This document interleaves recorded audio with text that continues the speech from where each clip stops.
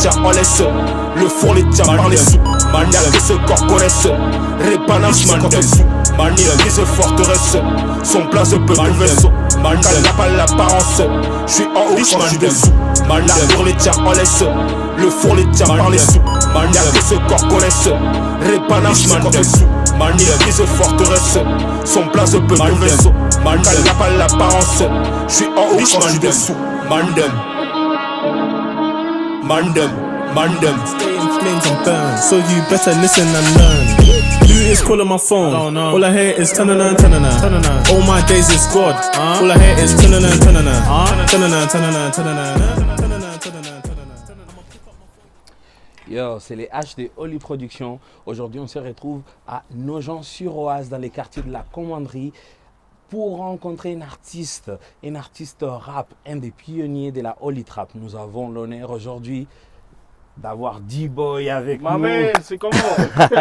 Bien, ça va? Bien, au calme frère, on se tient, on est là. En tout cas, Et merci de nous avoir invités dans ton quartier. Ça fait plaisir de te rencontrer. Merci de m'avoir invité, d'avoir pensé à moi frère. La Normal, radio. on est ensemble fort. Alors, tu nous montres un peu ton quartier et tu nous parles un peu de tes commencements dans ces quartiers. Comment tu as vécu ici? Comment tu as grandi ici? Ben, moi, à la base, j'ai grandi à Villers-le-Bel, dans 95, dans la cité de la ZAC. Et en 2000-2001, je suis venu habiter à Nogent-sur-Oise. Et ben, j'ai attiré juste à une rue d'ici, là. Le quartier, c'était le boulevard, mais moi, je traînais ici, à la Commanderie. Et voilà, j'ai grandi ici. Comme tu peux voir, c'est un peu beau gosse aujourd'hui, mais ça n'a pas toujours été comme ça.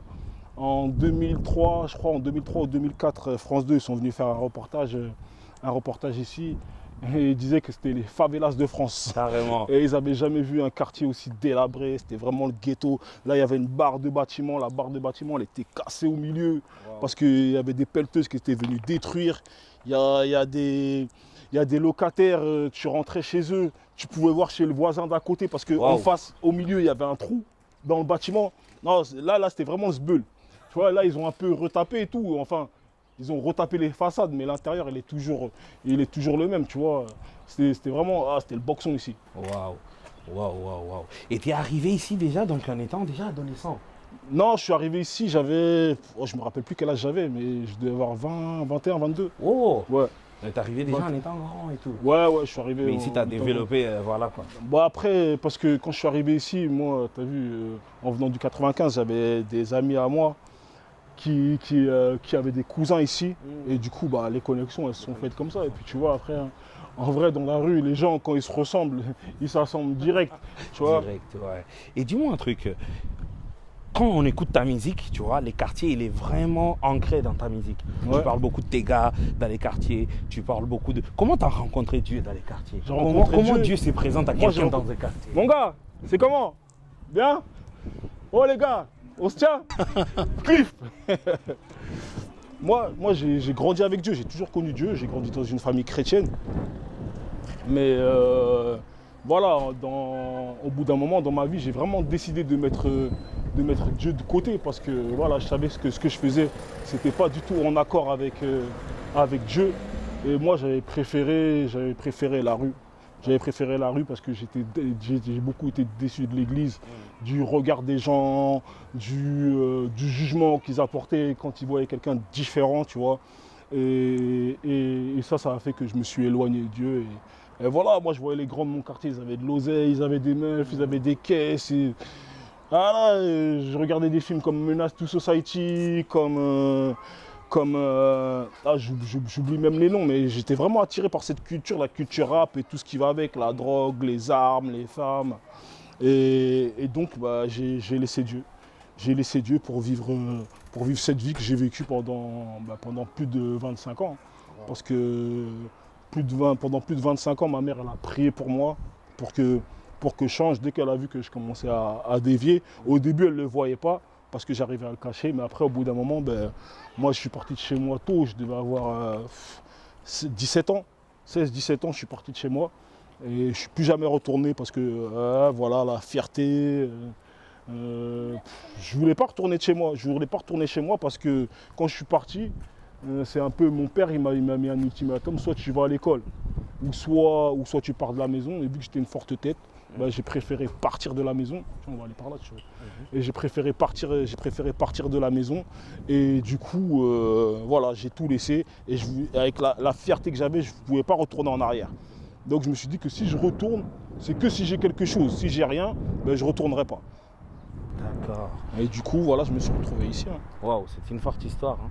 Et en étant ici, tu quittes la famille, tu suis, on va dire, les rêves des yeux, non? Parce que dès ce qu'on voit, je pense que beaucoup de gens ils vont se sentir identifiés. Parce que souvent dans les quartiers, c'est ça, hein, on voit ce qu'on voit et puis ça attire. Tu te dis, moi, si je vais arriver à là et pour arriver à là, je dois faire ça, donc je le fais. Exactement, c'est exactement ça en fait. Hein. C'est ce que tu vois, ton œil t'attire et tu as envie. Après, moi j'avais beaucoup de connexions, je connais beaucoup de monde, donc je me suis vite mis en joue avec des personnes qui pouvaient m'aider à atteindre ce que je voulais. Mais tu vois, dans tout ça, c'est qu'éphémère.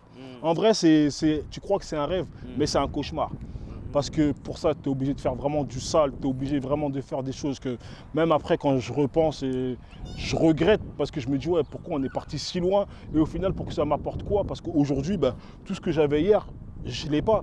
Vu que tout cet argent, tout ce qu'on a fait, c'est des choses qui te brûlent les doigts, tu vois. Moi, j'aimais bien les habits, j'aimais bien les boîtes, j'aimais bien me faire remarquer. Moi, je cherchais vraiment le respect.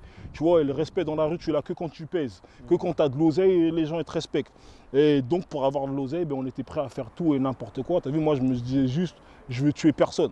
C'est ce que je demandais à Dieu, même si Dieu, je l'avais mis de côté, mais je faisais une prière. C'est la prière que je faisais tous les jours. Je faisais tous les jours la même prière. Seigneur, si je meurs, que je puisse aller au paradis, pardonne-moi et permets que je ne tue personne. Et vraiment, j'ai cultivé ça tout le temps, parce que j'avais vraiment peur, tu vois. Je ne savais pas, moi j'ai des amis à moi, ils ont des cadavres dans le coffre, frère, tu vois. Et, ils ont tué des gens, et moi, je voulais vraiment pas ça. Je voulais vraiment pas ça, donc je priais pour ça, tu vois. Mais, tu vois, la prière d'une mère, frère, c'est fort et c'est important. En fait, c'est même pas que la prière, c'est la foi et la persistance dans la prière. En fait, si tu as une foi qui persiste, si tu as une foi qui est forte et que peu importe les circonstances, peu importe ce que tes yeux voient, tu continues d'avoir cette foi et tu continues de prier pour ça, t'inquiète pas, Dieu là-haut, il entend. Moi, il avait fait une promesse à ma mère, c'est la même qu'il m'a faite à moi et c'est la même qu'il fait à toutes les personnes qui reviennent à Christ et qui sont en Christ. Si toi, tu crois en moi, tu déclares publiquement que Jésus-Christ est ton Seigneur et ton Sauveur et que tu reviens vers moi, il dit qu'il ne nous abandonnera pas, qu'il nous ouvrira les bras et toi et ta famille, vous serez sauvés. Et cette promesse, c'est une promesse que Dieu, quand il te fait cette promesse, de toute manière, toutes les promesses de Dieu. Mais Dieu, quand il te fait cette promesse, peu importe ce que tu vas voir, parce que l'ennemi va te montrer des choses qui sont contradictoires à ta promesse. Moi, ma mère, elle priait, mais elle voyait que c'était de pire en pire. Donc si maintenant, aujourd'hui, elle prie et elle abandonne, elle se dit, ouais, Dieu, il ne va rien faire pour moi, ben, elle annule elle-même sa promesse. Parce que le diable, en fait, c'est un menteur. Il va faire en sorte que tu annules ta promesse en te mettant sous les yeux des choses. Moi, mes parents ne savaient pas ce que je faisais. Jusqu'à un jour, je me suis fait attraper et il y a eu un article sur moi dans le Parisien. Et je ne savais même pas que mes parents lisaient le journal. Tu vois. Et à ce moment-là, mon père, il a vu l'article dans le Parisien. Et le journal, tu vois ton fils. Ouais, il entend, il voit, il a fait ça et tout. J'étais parti. En plus, c'était dans ce bâtiment-là, il me semble. On était partis, on avait fait des dingueries, tu vois. Et l'article, il est venu dans le Parisien. Et mon père, il a vu ça, tu vois. Et ma mère, elle m'a contacté direct. Ouais, ton père, il est énervé. Tu salis son nom et tout, tu vois. Et voilà. Et en fait, c'est tout ça. Tu crois que ça va rester caché. Mais c'est un piège. Et si ma mère, quand elle voit ça, elle se dit, ouais, j'ai prié pendant tant de temps déjà. Et on dirait que c'est de pire en pire. Et elle arrête. Ou bien elle déclare, elle proclame quelque chose de différent, à ce moment-là, sa prière, elle s'annule. Ça baisse ta foi et ça fait que ça rend le truc Et le diable, il va mettre l'accent sur ces genres de trucs-là. Il aime mettre l'accent sur ces genres de trucs-là. Pourquoi? Pour que justement, tu te dis, ouais, Dieu, il n'agit pas. Mais Dieu, il a un temps. Il a un temps. Le temps de Dieu, le kairos de Dieu, c'est un temps donné. Et ce temps donné, quand il arrive à son terme, c'est ce temps-là eh ben Dieu il fait. Et quand il promet les choses, gars, c'est Dieu qui a promis, amen, frère. amen, Si les hommes ils font des fois des promesses et qu'ils tiennent leurs promesses, à combien plus forte raison Dieu quand il te promet, il va tenir sa promesse, tu vois. Les cas s'allument comme dans Billie Jean. Je portais l'étendard comme Bellegrame. Pas éliminé mais il m'élimine. Discret mais présent comme Félégrane. Un casque, une bécane et même pas des mille. Les gars vont décrire Parabellum. Pour rater la concu s'élimine. AR me donne les forces alimentent. 100% Jesus, 100% homme, 100% flesh, 100% blood, 100% real, 100% love, 100% spirit, 100% God. Délits en année sont payés. Le regard du proc du pays. Haram à ma place payée. J'avoue pour réveiller du pays. L'amour est tiré des grands lampes. La pomme ne tombe jamais trop loin de l'homme. La vie dans le débat n'a pas. Toujours baigné dans la musique. Après ici dans ce quartier, il y a, c'est un berceau de rappeurs. C'est un berceau de musiciens, les gens ils font tous de la musique ici. Comme nom de gars qui sont reconnus, il y a NASA, il y a Que Black, il y a TH, et il y a d'autres noms, tu vois. Il y a mon pote Keza. C'est un peu eux qui m'ont donné ce goût pour la musique. Moi j'avais déjà le goût pour la musique, tu vois, mais je préférais l'oseille vu que je voyais les gars ils faisaient de la musique et il n'y avait pas d'oseille dedans, donc je préférais faire de l'oseille. Au moins avec ça j'étais sûr d'avoir un pécule, tu vois. Tu sais, quand j'écoute ton premier album, je vois beaucoup de témoignages dont tu parles. Tu vois, c'est quelque chose qui est très remarquable. Quand on écoute Boulevard, tu vois, maman, je ne traîne plus dans les boulevards. Quand on écoute PPMP, tu vois, je ne vais pas perdre ma place, je ne vais pas perdre la face. Tu vois, j'ai un objectif. Donc ça se voit que tu envoies un message vraiment que, ok, je reste dans la rue, je reste vrai, mais mon objectif c'est Dieu. Comment tu arrives à transmettre ça dans les quartiers? Parce que souvent on dit que les mauvaises compagnies corrompent les bonnes mœurs. Comment on arrive à rester dans les quartiers avec... Tu parles beaucoup de tes gars dans tes morceaux, mes gars sont toujours les mêmes, Nani. Et comment on arrive à rester dans les quartiers on voit des choses qui sont peut-être pas bien, mais on transmet un bon message. Comment on peut faire ça? En vrai, c'est déjà la première base, c'est tu restes focus sur Dieu. Tu restes focus sur Dieu parce que c'est lui qui va te donner la force, c'est lui qui va t'aider. Moi, je n'ai pas la prétention de pouvoir convaincre personne. C'est le Saint-Esprit qui va convaincre les gens. Tu vois. Mais maintenant, si moi, je ne reste pas dans mon quartier, comment je peux parler à mes potes? Mes potes, je peux leur dire ce que je veux. Il n'y a rien qui va changer dans leur vie parce qu'eux aussi, ils ont une idée. Eux aussi, ils ont leur pensée. Mais maintenant, ce qui peut impacter dans leur vie, c'est mon comportement. Ça veut dire que nous, on était trop regardants sur ça. Un gars qui vient, qui nous ment, tôt ou tard, si tu mens, si tu joues un rôle, si tu joues un personnage, tôt ou tard, ça va se voir. Parce que tu joues une partition que tu ne connais pas sur le bout des doigts et tôt ou tard, tu vas trahir ta partition. Et crois-moi que le jour où tu vas te trahir, nous, on sera là pour dire « Hey gros, on savait déjà que tu mentais, mais on attendait juste une preuve. Mais là, maintenant, on a la preuve qu'on attendait, donc arrête de mentir. » Tu vois? Donc ça veut dire que maintenant, si je ne traîne plus avec les mêmes personnes, s'ils voient juste des genres de reportages comme ça, des genres d'interviews comme ça, où je viens, je parle de Dieu et que je dis que j'ai changé, mais ils ne voient aucun changement en moi, comment je peux les impacter? Je ne peux pas. Eux, ils ont besoin de voir un changement. Et la rue, elle a vraiment besoin de voir que tu as été transformé. Et c'est sur le temps. C'est avec le temps. C'est pas tu dis aujourd'hui et demain, ça y est, tout le monde dit Alléluia, ouais, c'est vrai, il a changé. Ouais, je vais donner ma vie à Dieu. En vrai, le meilleur témoignage qu'on peut avoir autour de nous, je pense, c'est de par notre comportement. Ton meilleur témoignage, c'est en fermant la bouche. Tu fermes la bouche, tu peux témoigner la bouche fermée juste en ayant un style de vie qui est différent. Et les gens, quand ils voient ton style de vie qui est différent, ils vont dire ouais, il y a un truc à changer dans ce type-là. Il y a quelque chose qui a changé, tu vois. Et c'est pour ça que je continue à venir ici. Je continue à venir. Le clip Flèche, je l'ai fait ici. Tu vois, et je continue à faire les trucs que je faisais je continue à fréquenter les gens que je fréquentais parce que c'est pas parce que je crois en Dieu que je suis mieux qu'eux.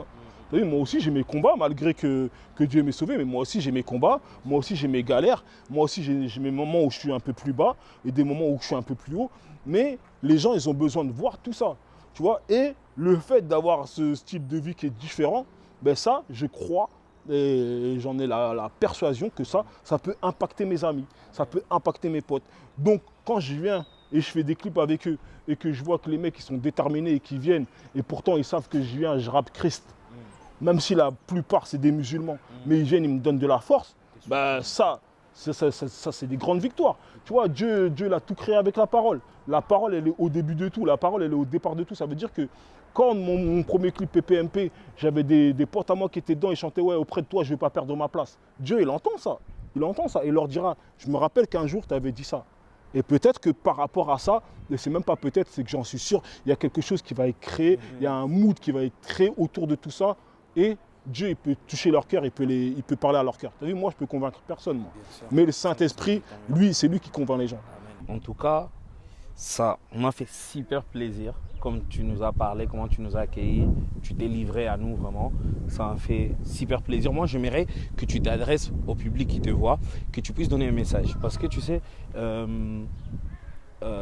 ce que je vois, c'est que il y a des gens qui font de la musique, bien sûr inspirés, mais je vois un peu plus que la musique. Moi, je vois que tu as un message à donner, tu vois. Et j'aimerais que tu puisses donner ces messages aux gens que tu suives, à tous ces gens qui suivent Holy Prod, que tu puisses leur parler, parce que j'en suis sûr qu'il y a des gens qui sont identifiés, sont touchés par Yes, mon frère. Les amis, merci pour ton invitation, frère. Merci beaucoup de m'avoir donné cette opportunité. Tu as vu, Dieu, quand il donne des opportunités, quand il donne une vision, il y a toujours la provision qui va avec. Et tout ce qu'il y a autour de ma musique, tout ce qu'il y a autour de ça, tous les gens qui viennent, qui prennent du temps pour venir faire des interviews ou m'inviter dans des plateaux télé ou peu importe, tu vois, c'est la provision que Dieu a mis autour. Ça veut dire que moi, j'avais une vision au départ, je ne savais pas, mais j'ai juste suivi ce que Dieu il a mis dans mon cœur. On est une équipe ensemble, tu vois. Et cette vision qu'il nous a donnée à tous, bah, il est en train de nous montrer qu'il porte cette vision, qu'il donne la provision pour ça. Tu vois, donc déjà, je voudrais te remercier pour ça. Et pour toutes les personnes qui regardent, le message que j'ai à faire passer, c'est ne regardez pas les gens à l'apparence, ne jugez pas, ne pense pas que tu es trop sale pour que Dieu puisse t'utiliser, pour que Dieu puisse te toucher, pour que Dieu puisse te sortir douter. Dieu, il ne choisit pas des personnes qualifiées pour travailler pour lui, pour œuvrer avec lui. Il qualifie des personnes. Ça veut dire que si tu n'es pas qualifié, si tu crois que tu n'as pas la possibilité, si tu crois que jamais Dieu peut faire quelque chose pour toi, c'est que tu es la bonne personne. Parce que Dieu, il choisit pas quelqu'un qui est déjà, comme je dis, je suis pas le plus fou, je suis pas le plus dangereux, mais d'où il m'a sorti. Toi, même si tu es dans un endroit encore pire que le mien, Dieu il peut te sortir de là, il peut te toucher. Là où tu es, à l'instant même, au moment où je parle, si toi tu crois, et si tu sens qu'il y a quelque chose qui se passe dans ton cœur, c'est que Dieu il est en train d'agir. Parce que moi aussi, cette petite voix, quand j'étais en boîte, quand je m'ambiançais, quand je faisais mes trucs, j'entendais une voix qui me disait « Ouais, fais pas ceci, fais pas cela ». Parce que le Saint-Esprit était déjà en train de travailler quelque chose en moi. Donc voilà le message que j'ai à te faire passer, frère. Amen. En tout cas, la famille, merci de nous avoir suivis. Je vous recommande fortement d'aller streamer fort l'album de l'homme, du boy, les disciples des dieux. L'album qui s'appelle, parle-nous de ton album, comment il s'appelle? L'album, c'est Apostolat. Apostolat, pour ceux qui savent pas, c'est la propagation de la foi. Même tout était calculé, le titre, tout. La manière dont on l'a mis, la manière de la pochette, il y a plein de messages dans la pochette. Venez en DM si vous voulez des explications, parce que tout n'est pas dit. Et en fait, je veux forcer les gens à un peu poser des questions, à chercher, à se questionner. Donc l'album, il est disponible partout en téléchargement légal, sur toutes les plateformes de téléchargement légal. Bientôt peut-être, parce que là il y a le corona, donc on n'a pas sorti de projet en physique, mais bientôt par la grâce de Dieu, si les concerts reprennent, on va sortir des albums en physique, parce qu'il y en a beaucoup qui m'ont demandé. Et voilà, et l'album il est pour vous. Moi j'ai fait ma part, Dieu il a fait la sienne. Maintenant faites la vôtre, partagez la musique. Une fois qu'elle est là, il faut partager ça, il faut faire aller ça loin. En tout cas, big up pour D-Boy. On est dans les quartiers de la commanderie. Depuis Holy Prod, c'est les H de Holy Prod. On se voit très bientôt. Peace.